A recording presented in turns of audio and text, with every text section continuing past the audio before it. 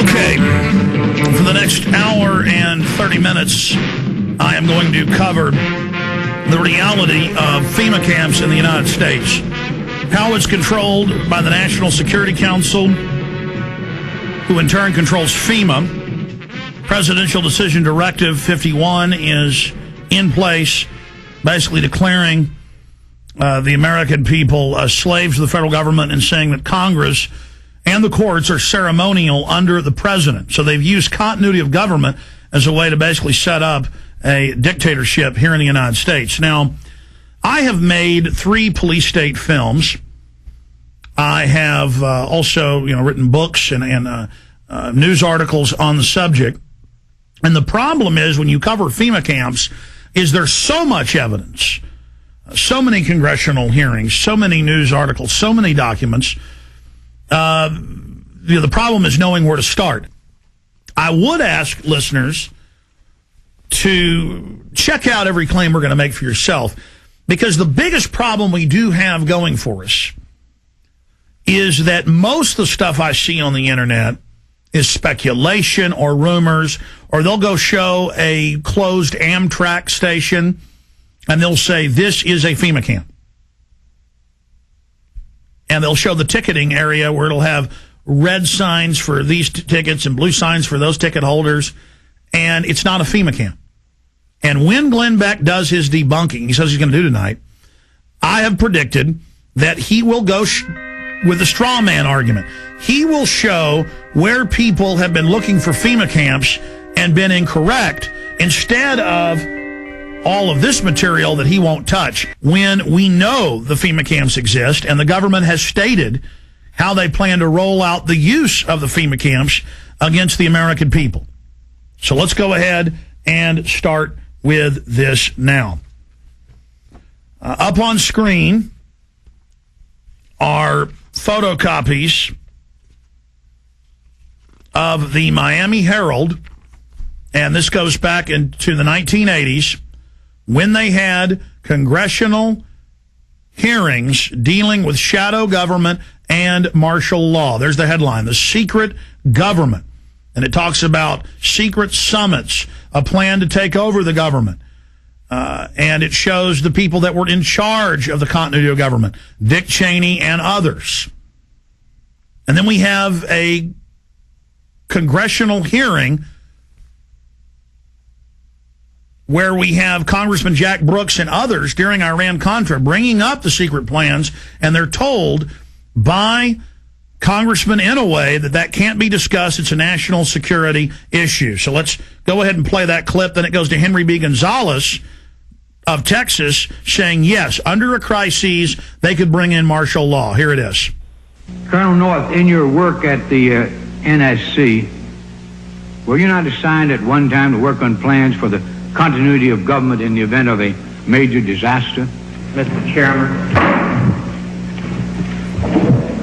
I believe that question touches upon a highly sensitive and classified area, so may I request that you not touch upon that, sir. I was particularly concerned, Mr. Chairman, because I read in Miami papers and several others that there had been a plan developed by that same agency, a contingency plan in the event of emergency that would suspend the American Constitution. And I was deeply concerned about it and wondered if that was the area in which he had worked. I believe that it was, may I most respectfully request that that matter not be touched upon at this stage. If we wish to get into this, I'm certain arrangements can be made for an executive session. And tragically, the only member who got close was Jack Brooks, and he was stopped by the chairman. But the truth of the matter is that, yes, you do have those standby provisions, and the plans are there, and the statutory emergency plans are there, whereby you could, in the name of stopping terrorism, apprehend, invoke the military, and arrest Americans and hold them in detention camps. In times of passion and in times of great fear, what to the eyes of the person and the mind of a person in time of relative peace and stability seem impossible become very real, very logical, very possible. All right. Now, that is from my film, Police State to the Takeover, made in late 1999.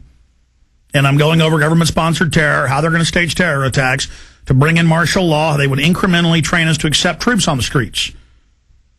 And we have a whole stack of news there. Just this weekend, just on Friday, Tennessee newspapers reported they were going to have regular Army running checkpoints on the highways with the police, as Brigade Homeland has announced, as the Army Times, as Northcom has announced. So they're acclimating the public. You have car wrecks, the troops show up. You have drunk driving checkpoints, the Marines are there. Again, acclimating you. Let's go ahead and go to Congressman a year and a half ago on the Homeland Security Board wanting to know about PDD 51. Now, this fight went on for a year. The cover sheet of Presidential Decision Directive 51 stated the president's a dictator. Congress has no power during any emergency, including economic. So now Congress isn't involved in continuity of government when Congress is co-equal to the president and the courts. In fact, the Founding Fathers said Congress was above the courts and the president, but then later courts said, no, they're equal. Now they're saying they're not. Okay? Because it's harder for a dictator to take control in the Congress because there's 500 people. Separation of powers. The president is where your main dictator will come from, so it's the weakest. It follows the orders of Congress and then executes those orders. But then the chairman of the Homeland Security Committee said, I am co-equal with the president in national security. Let me see PDD 51. And they were told no. But the cover sheet alone states the president's a dictator. Then we see last year PDD 51 being executed and members of Congress, Senator Inhofe and others, being told martial law will be declared if you don't hand total control and immunity over to the banks. And they followed orders and did it. So the martial law is now in place. And with that comes the FEMA camps. Will we get to that place? Not if we expose it. But we're already got our neck in the noose here. Is the executioner going to pull the lever? I don't know. Let's continue with the congressman talking about PDD 51. Most Americans would agree that it would be prudent to have a plan to provide for the continuity of government and the rule of law in case of a devastating terrorist attack or natural disaster. A plan to provide for the cooperation, the coordination, and continued functioning of all three branches of the government. The Bush administration tells us they have such a plan. They introduced a little sketchy public version that's clearly inadequate and doesn't really tell us what they have in mind. But they said, don't worry, there's a detailed classified version. But now they've denied the entire Homeland Security Committee of the United States House of Representatives access to their so-called detailed plan to provide for continuity of government. They say, trust us. Trust us, the people who brought us Katrina, to be competent in face of a disaster. Trust us, the people who brought us warrantless wiretapping and other excesses eroding our civil liberties. Trust us. Maybe the plan just really doesn't exist, and that's why they won't show it to us. I don't know. Or maybe there's something there that's outrageous.